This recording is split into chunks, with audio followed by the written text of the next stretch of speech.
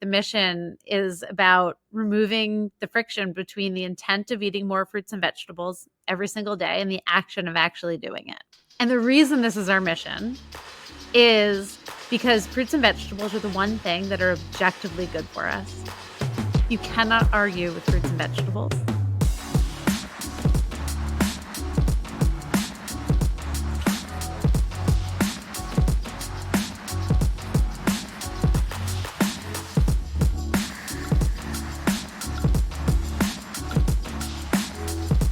Welcome back to the Fitt Insider Podcast. I'm your host, Joe Benair. Today I'm joined by Rachel Drori, founder of Daily Harvest.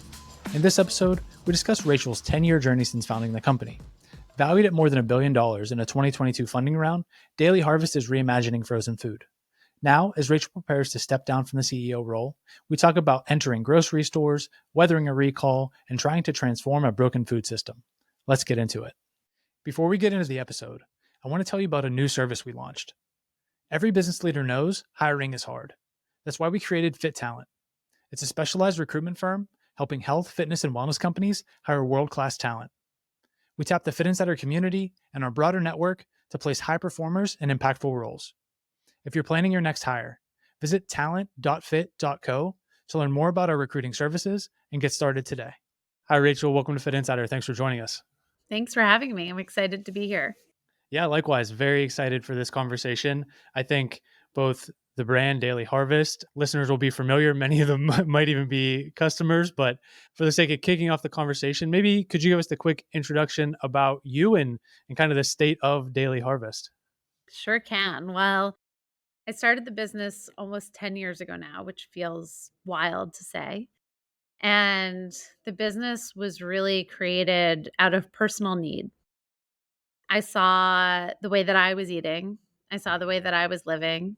And I was somebody who had a lot of information, a lot of knowledge about health and wellness and nutrition, a lot of access to it living in New York City. But even with all of that, I wasn't able to eat the way that I wanted to. And I had to make a change for myself. And when I started like pulling on the strings to understand, well, is this a me problem or is this an everybody problem?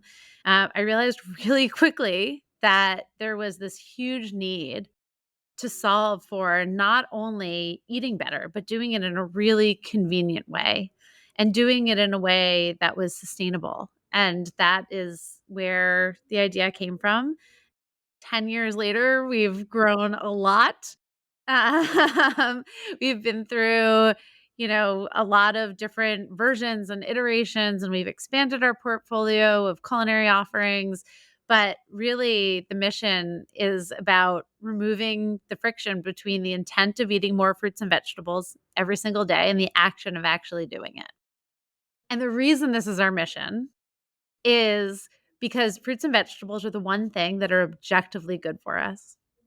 You cannot argue with fruits and vegetables. You can argue with almost every other diet or trend or way of eating, but fruits and vegetables, they've always been the foundation for a truly nourishing diet, and they've also been the foundation for a nourished ecosystem and a planet that we can live on, that humanity can thrive on.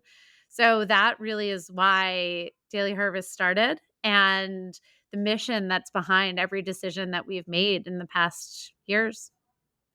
It's really, even hearing you say like 10 years is so impressive on a number of levels, and kind of going from this story of solving the pain point for yourself, trying to see if it resonates with other people, bootstrapping growth initially, so many things that I think is pretty common among the founder journey, but like many people don't get the chance to see it through to that 10 year. Maybe they don't make it, maybe they aren't able to raise funding, find a sustainable path forward.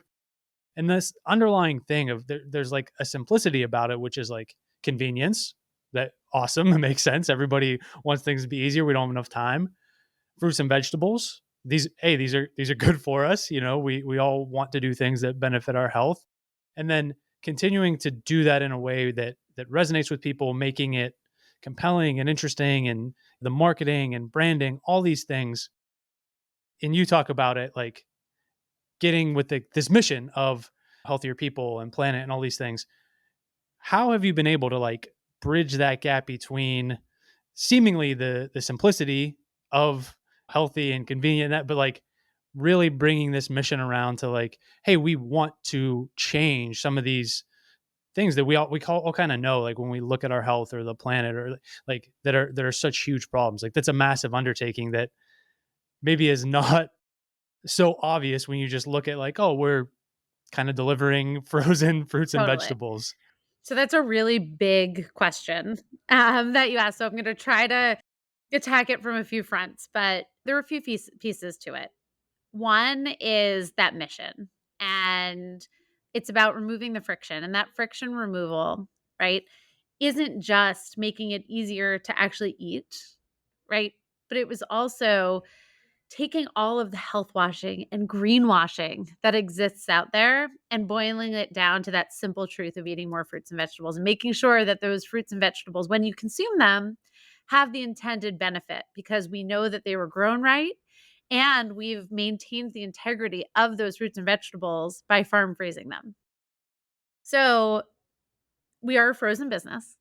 And a lot of or I'd say the huge unlock in being able to solve all of these problems together was in Frozen. And I had this epiphany one day when I was, this is back in 2014, 2013, and I was working at Guilt Group and I was burning the candle at both ends and I wasn't taking care of myself. And this was kind of in the heyday of meal kits. And this was in the heyday of like meal prepping. Like all of social media was, like, overrun with people telling you to make one thing and eat it every single day. But we all know that, like, by Wednesday, that food was slimy. And we all knew that, like, meal kits were really aspirational because they didn't really take a half an hour, and you had to cook clean, and you had to make sure that you were home because they perished. So for me, when I wanted to solve the problem, I was like, "Wow." I studied the politics of food undergrad. And I also had that background. And I was a rower and I had that background. And I was like, I've got to solve this problem. And I realized that by freezing the food on the farm, not only could I maintain the nutritional integrity, but I could make the food incredibly convenient, as easy to integrate into my life as grabbing a bar or grabbing a cookie. And when you think about, the trade-off between a bar or a cookie or whatever, I love cookies, don't get me wrong, right? But there's a lot of nutritional compromises that you have to make when you're making something shelf stable. It just is.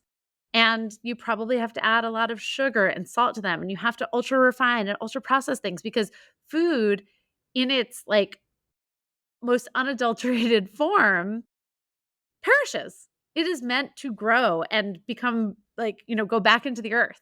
And when you're trying to stop that process, you have to do some pretty aggressive things to that food. So I had this moment where I was like, wait a minute, I need to solve for so many things. And frozen was the only way. And of course, the logistics of a frozen business, like that's a whole separate episode that we can, put on a logistics podcast at some point. But, I knew that it was going to be incredibly difficult. So that was like problem number one. How do I solve for all of these things that keep us up at night, that keep us from eating the food that we want to eat, from keep us from having the impact that we want to have on the earth, from keep us from eating the nutrition that we want, that make us, try to take everything in pill form to make up for it. And then there was the friction of taste, right? It's one thing when you're getting somebody to eat potato chips, right? You add salt to them. They're delicious and they're addictive because salt and sugar, those are addictive substances. But when it comes to getting people to eat Brussels sprouts, it's a different conversation. And some people love Brussels sprouts. Some people hate them. Some people will begrudgingly eat them if you tell them the benefits, right? And I knew that we had to be a D2C brand to start because we needed to build the food that we were going to remove that friction with the people who were going to eat it. We had to make food for individuals, not averages. Big food companies make food for averages. They use salt and sugar as a way to keep people coming back. They dumb it down to macaroni and cheese, right? For everyone, because how can you argue with cheese and white flour? Like I don't know, except for how it makes you feel the next day. Um, but it was really something that we had to be really smart about to understand what people wanted to eat, to almost phenotype taste buds. Because the way big food creates food is they create food for large swaths of the population. They create it for a demographic profile. When, I always use my own household as an example. For dinner, I want a salad and a piece of fish. My husband wants steak and potatoes. And my kids, it doesn't matter what I feed them because they're not going to eat it. So, to really think about the idea of how our food system came to be and how decisions have been made, and really had to think about removing that friction for the individual, to remove the friction of taste.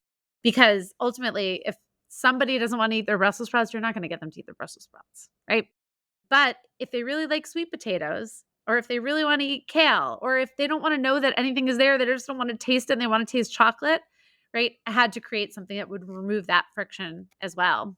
And on the sustainability side, right, sorry, this is a long answer, but early days, had this grand ambition of really investing in sustainable agriculture. When you're a small brand, it's really hard to do that.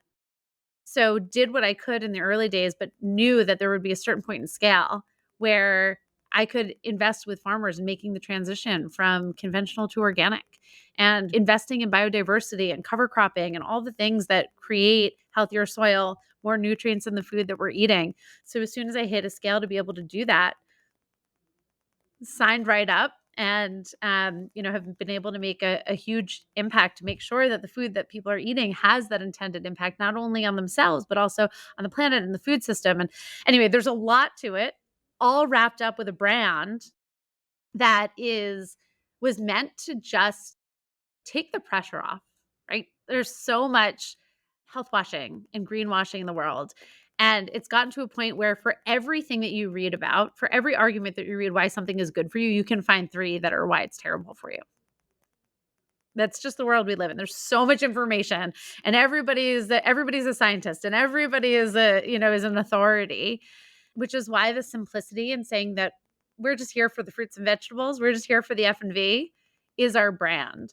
And being able to create an entirely white canvas that just focuses on the fruits and vegetables, the objective truth that fruits and vegetables are good for you, and doing it in a really fun and irreverent way, and speaking to people like humans and not, like we're trying to teach you something, is kind of how Daily Harvest came together and came to be.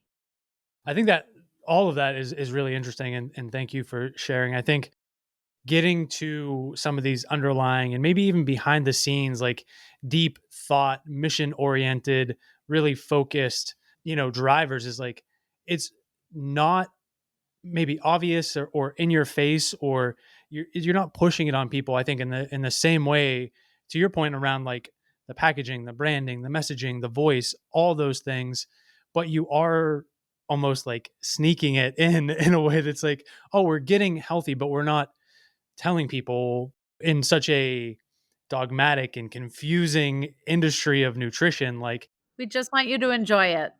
yeah. And at the end of the day, like that's the important thing. And like however you get people there, like the fact that you get them there is the thing. And so all of that kind of makes sense and speaks to like how you've been able to grow, how you found traction and scaled up. One of the things you mentioned in there that I was curious to get your take on is like, this was during a period of meal kits and deliver and cook at home. And then it was like, oh no, we'll actually just send you the completed meals, that kind of evolved into all in one meal replacements. So, like all of your greens, all of your kind of sci fi esque, like just drink this one bottle of whatever. And like that's all you need. And getting into the weird, getting into the is this healthy? Is it not? But like just so many different takes on this idea of like, people don't have enough time. They want to make a healthier choice. Like, how do we give them that thing? Did you find yourself like looking at all these things and thinking like, this is broken, we're right, maybe we're not right? Was there second guessing? Like, how did you think about that evolution as you were scaling up, but even now where we still get to a point where it's like a new diet, way of eating, like is introduced seemingly every day by a new nutrition expert, and it's like, how do we even make sense of this to know like what we want to give people? Yeah. So I'll say a few things to that. One, fruits and vegetables have always been good for us, right? You go back to how our ancestors ate, fruits and vegetables were always foundational to that diet. And humanity has thrived on fruits and vegetables. I also often go back to Hippocrates, who, smart guy, said, "Let food be thy medicine." He's the original origin. I'm sure people said it before them, but he wrote it down. He is the first guy known to write anything like that. So Hippocrates has an oath for medicine, but there isn't one for food. Or Hippocrates wrote an oath for medicine, but there isn't one for food. And I think that it's just really interesting when you think about all of the health washing and what is good for you and what is not good for you. And, I think back to, I mean, in the 80s, like my mother was on a cabbage soup diet. Like, what? There was a cookie diet at some point, right? And trends come and go. But if we just go back to letting food be your medicine and having it be the food that Hippocrates knew to be food, we'll be in pretty good shape. And I think it is the simplicity of that, knowing that when, you look at your food, right, you're looking at a cherry and you can't argue with the benefits of a cherry and not believing that it's in a powder form, right? But actually being able to see it is so powerful and builds so much trust in a world where like you don't really know what's what. Yeah.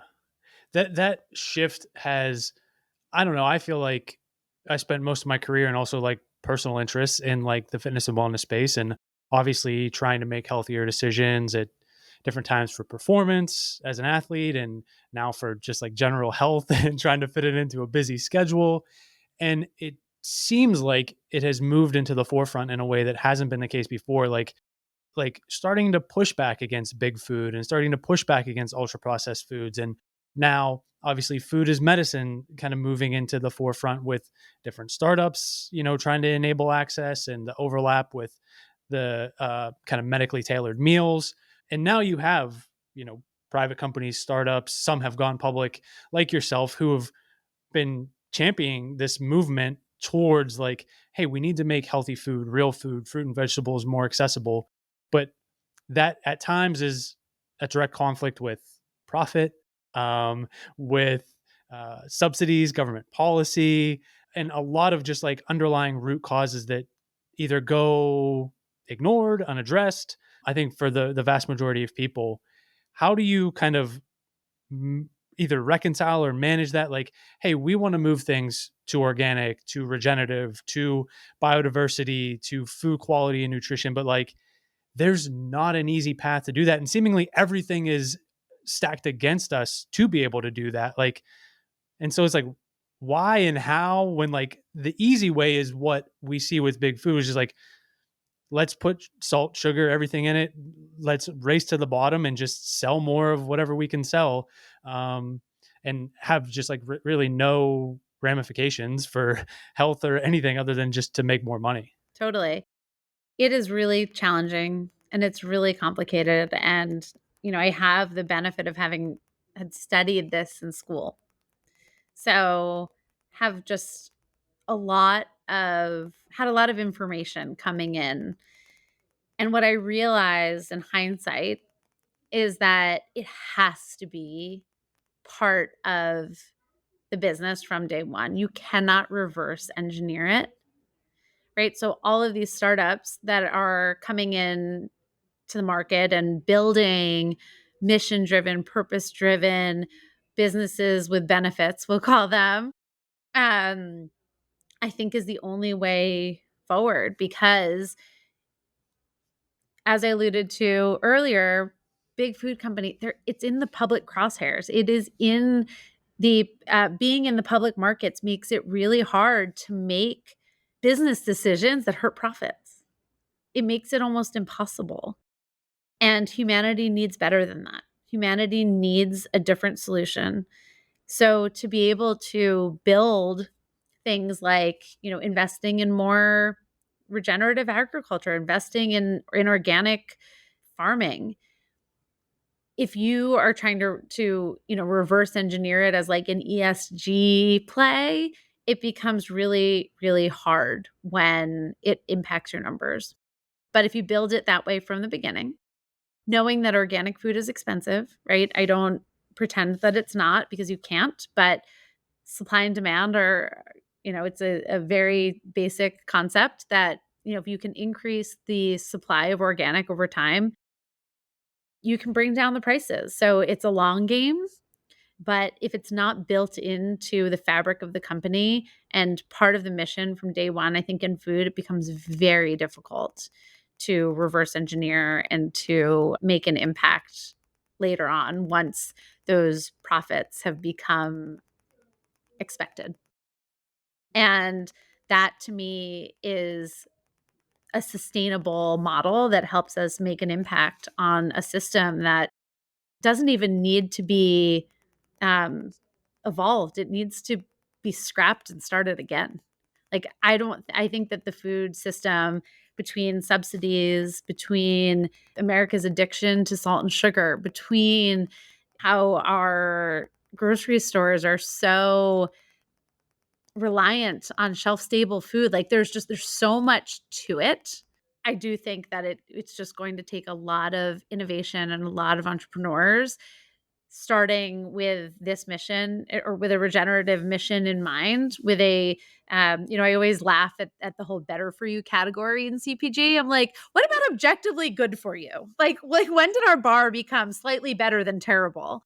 Um, just needs to be started from the ground up.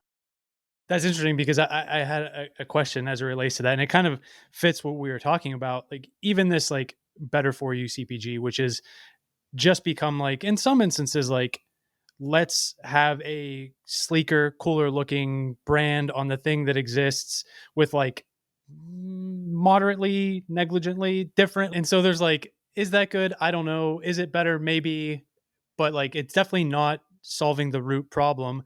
Oh, by the way, and I don't want to put you on the spot as it relates to like what happens with daily harvest, but like there's this other kind of issue, which is like lots of these companies then just get bought by the big food player. Then who knows what happens to them there?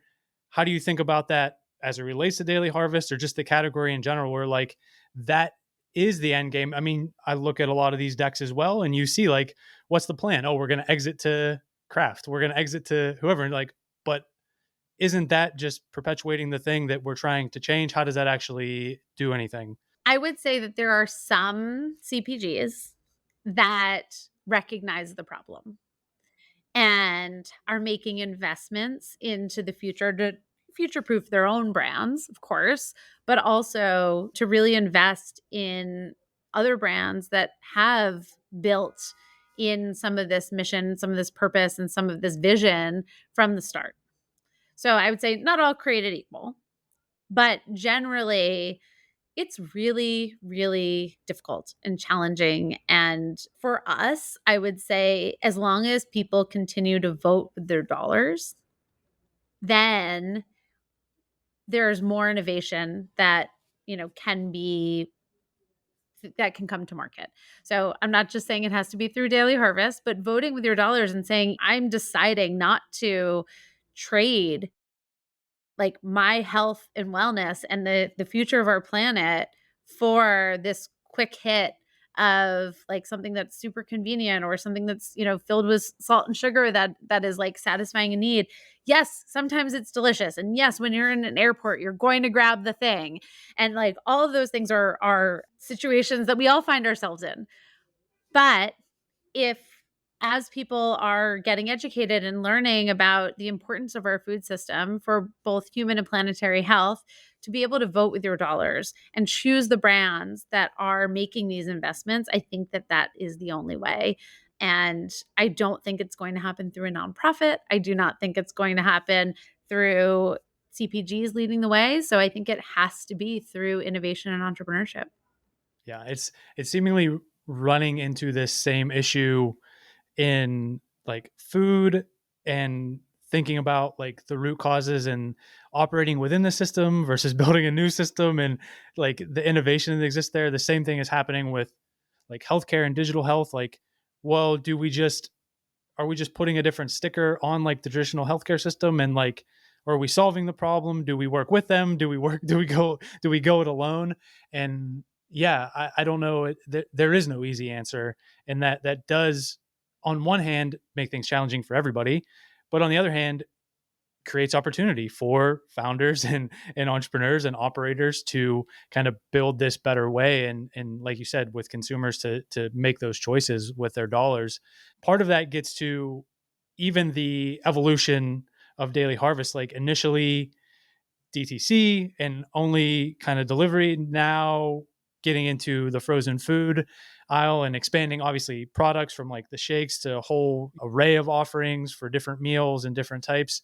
At different points in time, obviously things evolve. It's like at one point it was like, hey, we're not going to do this expansion. We are going to do this where we don't necessarily think about supermarkets in like a very favorable way, or like the frozen food aisle. Can you just talk about like that evolution and getting to the place now where it's like we need to reach more people, and like if this is where they shop, I'm putting words like in your mouth, but like it's just like, hey, we got to get in front of more people, and like so we're gonna have to go to where they are, I think, to some extent. Yeah. So, when I talk about this strategy, I use the word omnipresence and I do not use the word omnichannel. And it's very deliberate. And I'm going to tell you why. So, omnichannel is a business first strategy. Becoming omnichannel is, oh, D2C has become hard for so many reasons, and we're going to go somewhere else, right? That is not what we've done here. Being an omnipresent brand has always been our strategy, and it's been really strategic from day one. And it is about being where your customers want you to be and removing that friction by showing up where they shop. So, when the business started, I knew D2C was the only way, right? There's so much negativity associated with the frozen food aisle that if we were to launch there, people would not have had any idea what we were. They wouldn't have had the opportunity to open to see what's inside the cup at the time because we were only smoothies, and to see that it's just real cherries, real blueberries, real mushrooms, right? Things that you can't argue with, to kind of rebuild that trust that frozen could be so much more. Frozen can actually solve so many of our challenges that we talked about, but we first have to get over that like baggage when it comes to what frozen aisle could be. People still associated frozen with like the little brownie and the little cup of corn and like the microwave dinner that was created in the 1950s, right? So there was a lot of work to do. It was an uphill battle. And starting D2C was, I think, the only path to be able to re-educate, to be able to show the benefits, to show the point of differentiation, but also the way that grocery works. If you're a super young brand and you want to break through, you either need an obscene amount of dollars to put yourself in prime retail space, or you get allocated a tiny little corner in the bottom right hand side of a freezer door, and good luck for a customer to discover you. Plus, when you're launching a new category, it becomes really difficult for somebody to know what the heck you are, right? You could have seen our smoothie cup and be like, "Oh, is it a smaller ice cream?" Like, I don't know. So to be able to tell our brand story, as we've just discussed, like it's so complex and it's so much more than just like doing frozen different. That's like so tertiary to what we're trying to achieve. To be able to tell that story is so important and powerful. So we had a goal and we said once we hit 25% brand awareness, our entry into grocery will make sense. One, because only 16% of people buy food online. There was a spike over COVID, which makes sense. But still, now, today, only 16% of people habitually buy their food online, and 84 is a lot larger than 16. And our mission is to help everybody remove the friction between the intent and action of eating more fruits and vegetables every day, not just 16% of people. So to be able to reach that 84% was really important. But instead of pushing our way into a grocery store, having to buy the shelf space, having to, convince all of these grocers that they wanted to work with us, I felt like once we had that 25% brand awareness, we would be able to pull our way in. And that is exactly what happened. And the COVID situation over the past 3 years definitely delayed it a bit. But once we hit that, we were raring to go and had a great partner in Kroger to be able to launch it. And we've got a lot more coming in 2024. So we're really excited to be able to be where our customers are shopping and to further remove friction so that they can be stocked with daily harvest at all times. It's early yet. I don't know. I think maybe a couple months, or it was late summer, early fall, I think, the timing of that. But do you have any, whether it's anecdotally or hard data, like to say like, hey, this is performing and this is why we're really excited about it? Absolutely. So, one of the things that I get most excited about is our repeat rate. So people still don't really know that we're in the grocery aisle because we have such people have this understanding that we are D2C. We've been that way for so long, but our repeat rate is incredibly strong. And it is just like remarkable to see what happens when you create something again that people really want to eat, that you're removing friction for them, you're solving a problem. People come back and they're shocked by how it tastes. So it's been really great to see. We're also pulling in a younger audience into the freezer aisle, which grocers are pumped about. So a lot of really good early indicators that this is going to be a really exciting development for customers. Yeah, huge opportunity. It's even now walking through the frozen food aisle, it's like, man, nothing really pops here. Nothing really, I don't know. All the essentials are there to some extent, frozen vegetables, this and that, and of course the different meals, but it's like nothing really resonates with anybody who's looking for something that says fresh or healthy or good for you or or anything. But there's also no place to say that as a brand in the grocery aisle, right? Like, you can maybe get a little square sticker that goes on the shelf, maybe, but there's only so much you can say on, like, a 6 by 6 square. So it's really hard, and then you have to squeeze it all into the packaging, and then the packaging becomes non-compelling, and it's like, the whole thing is just really it's a challenging format. So to build brand awareness first was just a really amazing opportunity for us. And obviously, it would be the landscape is different today. I feel like this is like the like food sourcing, supply chain conversation. Logistics could be an entirely separate podcast about like D2C and what that like omni-channel, omnipresent, and how to leverage that and making sure that all the pieces fit together at the right time. Yeah, a lot happening there. But maybe a few more questions before we get you out of here. One, on the path of this evolution and innovation and needing to really figure out what this looks like to like in some ways change the food system or maybe provide an alternative. Innovation is part of that, product development is part of that. Of course, Daily Harvest ran into some issues with a recall around an ingredient. You've spoken about this at length, but I'd be curious from like the founder, thinking about like other founders and entrepreneurs running into hardship, something that's very serious, especially in the food space, food safety and all the things that go into that. Do you have advice or a learning that like for someone else that maybe finds themselves in like that situation, like how do you come out on the other side? What does that look like to like maintain any type of like sanity in that moment and be able to weather the storm, which is I think not talked about enough as it relates to like other operators, entrepreneurs who find themselves in that situation. I mean, food is hard. There is a recall almost every day. It's just how food is. It is something that grows in the earth, and there are, you know, microorganisms and all sorts of different things that are in our soil that, can create difficulties when it comes to scaling food operations. And it turned out that, you know, our specific situation was not that. It was not a biological hazard at all. It was something that was an undiscovered medical condition that a small percentage of the population had. And, we just happened to have discovered it. So when people get sick and when you have this mission driven business that has this purpose, it's gut wrenching. It's like, it's a lot. And I obviously spent a lot of time thinking about the folks that were impacted and, still talking to those people to make sure that they really understand the decisions that went into it and all of that. But at the end of the day, right, the mission and the vision are so important for our collective futures.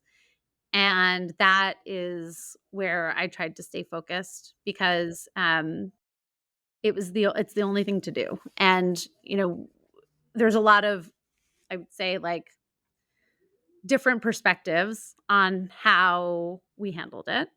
But I actually know that at the end of the day, we stuck to who we are as a brand. And that was really important to me. And that was really important to our entire team to be able to make sure that we were completely transparent, sharing every single detail as we learned it, and to make sure that we were just continuing to speak to our customers and our community as people, and not keeping anything from anybody at any time, and making sure that everybody had the information that we had so that they could take care of themselves or understand what was happening was really important. And it was a really important lesson, I think, because there were a lot of folks that were saying, well, you shouldn't do that. You shouldn't share anything until you have all the information.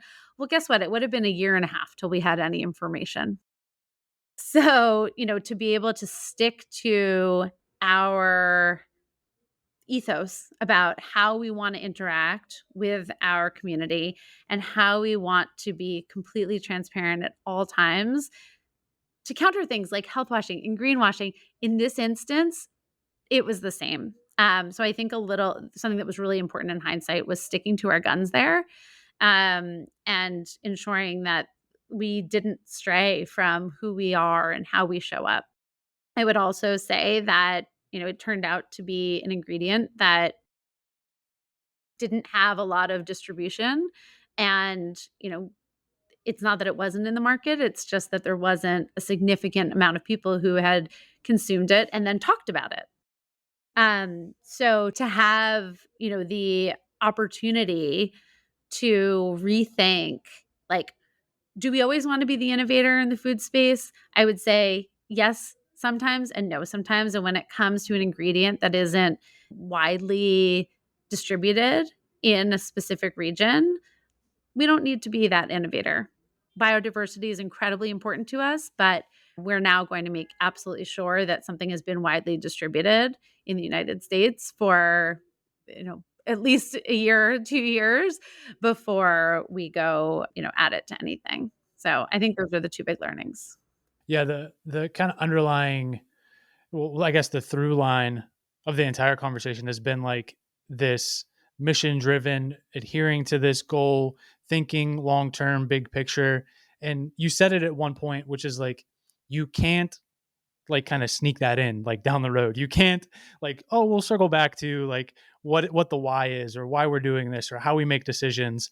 And it seems like one of those things that is like cliche or like this like business model planning thing that you do at one point where it's like you get very crystal clear on your north star or that mission statement or how we think about like building those values, but like the people who do that and it's authentic to them, it really does lay the foundation and then serve as the basis for like not only every decision, but the team members and everything else that's built atop it. And I think a lot of times it can just get like pushed to the side as like, oh, we don't need that type of thing. But like when it is true to the operator, to the founder, to the business, like it does end up being that kind of breakthrough or foundational thing that carries them forward. And our 5 values have not changed since the day I founded the business, and we use it as a decision-making criteria, right? If ever in doubt, we go back there, and it helps us make better decisions and really stick to who we are.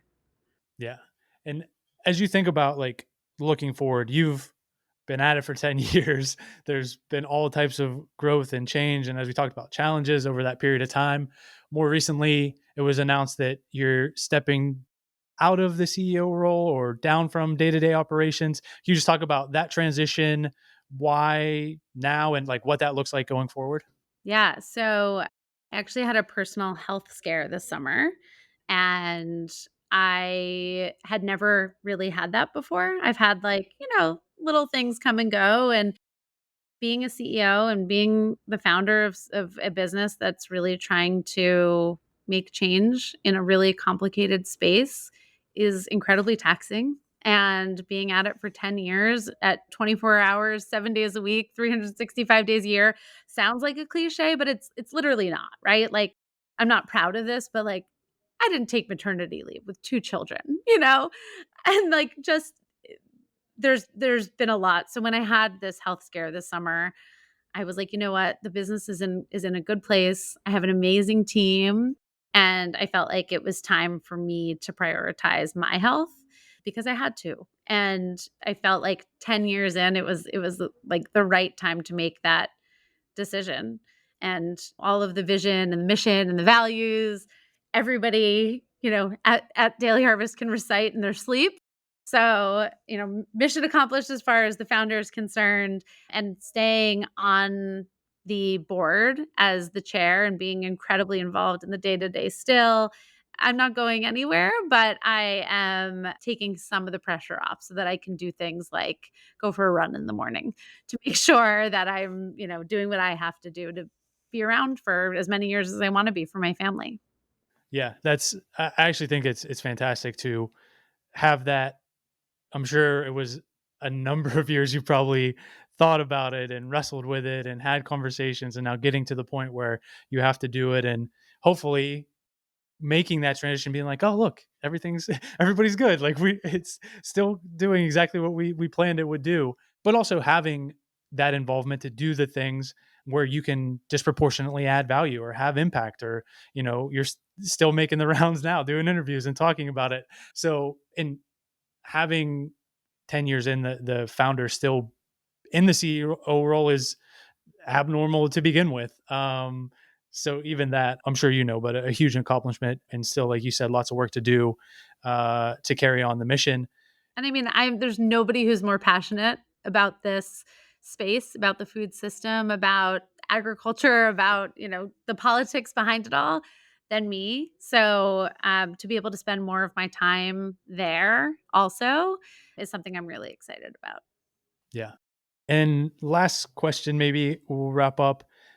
Do you kind of have an outcome exit plan in mind for where you see the company? I mean, obviously it's a very challenging time as far as like the public market goes, PE acquisition, bigger acquire food brand company, or is it just like, hey, we have a lot of work to do, TBD?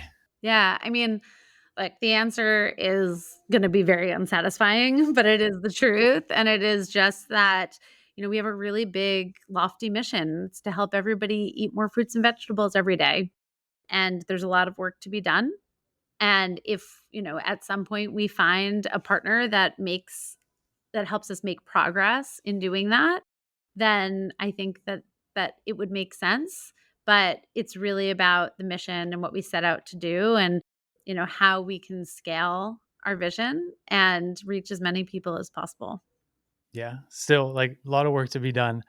It's dailyharvest.com, daily-harvest.com. Dailyharvest.com. Anywhere else you would direct people, want them to check out? Any kind of parting words? Yeah, well, we just launched a new collection, which I'm really excited about. We launched pasta, which sounds strange for a fruit and veg business, but our pasta is really differentiated, also frozen, ready in minutes, and just packed with vegetables, and just really making sure that there's another occasion to get in your F&V on the daily was the goal. So you should try it. It's amazing. I have eaten nothing else with my family in the past 4 weeks since it launched, but highly recommend. Awesome. Yeah, we will have that linked up below. Of course, anywhere else that people can learn and follow, we'll get all those links in there as well. But Rachel, thanks for making time today. It was an awesome conversation and very grateful for the time. Of course. Thank you so much. One more thing before you head out, help us spread the word. Take a minute to rate and review the podcast, subscribe to the YouTube channel, or share this episode with a friend. And if you like conversations like this, you'll love the Fit Insider newsletter. We send it every Tuesday. The link is in the description. Thanks again for listening. We'll see you back here next week.